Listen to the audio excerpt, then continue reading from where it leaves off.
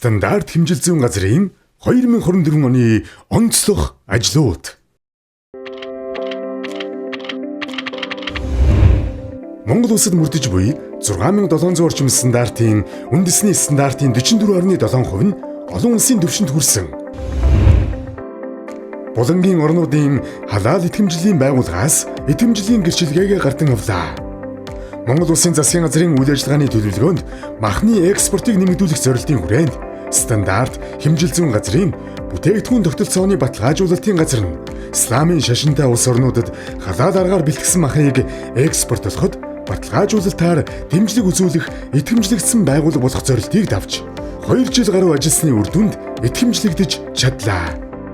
Ингэснээр булангийн орнууд руу халаал аргаар бэлтгэгдсэн махыг экспортлоход худалдааны техникийн саа дотор арилж аж ахуйн нэгжүүд бүтээгдэхүүнээ шууд экспортлох боломж бүрдэж байна. –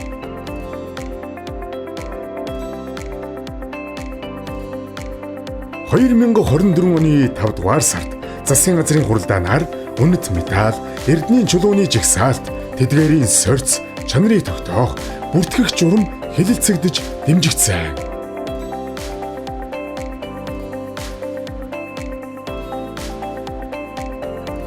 Гадаад хамтын ажиллагаа 2024 онд гадны байгууллагуудтай хамтран хэрэгжүүлэхээр 12 сая Америк долларын 10 төсөл хөрвүүлсэн бөгөөд үүнээс одоогийн байдлаар 2.1 сая Америк долларын төсөл дэмжигдсэн. Тодорхойлбол бүгд найрамдах Солонгос улсын Койка хамтын ажиллагааны байгууллагад хүний нөөцийг чадваржуулах чиглэлээр лаборатори, хэмжил зүй, стандарт хэмжил зүйн газрын техникийн чадамжийг сайжруулах 9.6 сая Америк доллар бүхий 5 төсөл хөрвүүлсэн. Чех улсын худалдааг дэмжих хөтөлбөр 2025 хөтөлбөрт нийслэлийн лабораторийн 1, хэмжил зүйн 3 төсөл хөрвүүлсэн. Үүнээс цагийн эталон тоног төхөөрөмжийн 50,000 еврогийн төсөл дэмжигдсэн.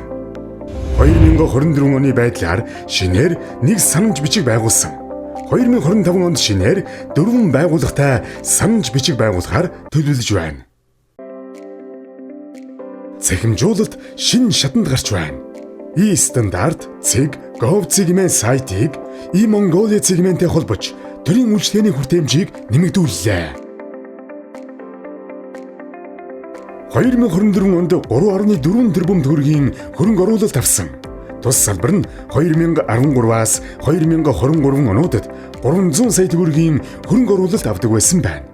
Хөрөнгө оруулалт авснаар хүнсний аюулгүй байдлын үндэсний лавлгаа лаборатори нь бүх төрлийн хүнсний бүтээгдэхүүнд пестицидийн үлдэгдэл тодорхойлох буюу 221 пестицид, хүнс, хүүхдийн тоглоом, сав, баглаа бодолт, хүнд металлын элементийн агуулмжийг тодорхойлох буюу 11 хүнд металлыг, хордлого халдвар үүсгэгч, бохирдлын үзүүлэлт, эмгэг төрөгчдийг молекул биологийн аргаар илрүүлэх буюу 3 микотоксин шинээр шинжилдэг болсон.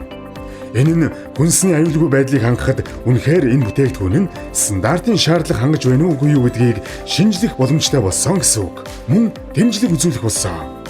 Монгол улсад анх удаага хийм тоолуур шалгаж, баталгаажуулах, загварын туршилт хийх ажлын эталоныг шинээр бий болгож, нэгж дамжуулалтын техникийн нөхцөлийг бүрдүүлсэн болно. Уг ажлын эталоныг ашиглалтын талаар үйлдвэрлэгч болон нийлүүлэгчээс эзэл хүн зарцуулалтын хэмжил зүйн мэргэжилтнүүдэд сургалт зохион байгуулсан.